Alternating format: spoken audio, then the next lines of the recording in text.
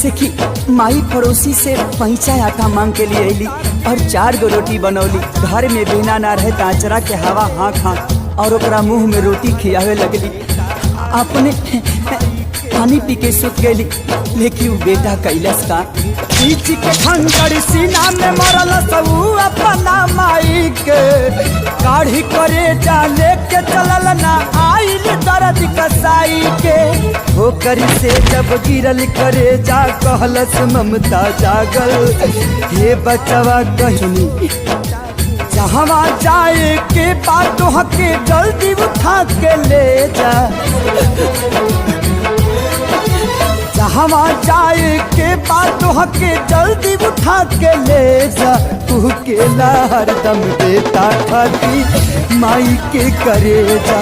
तू केला हरदम बेटा खाती माई के करे जा।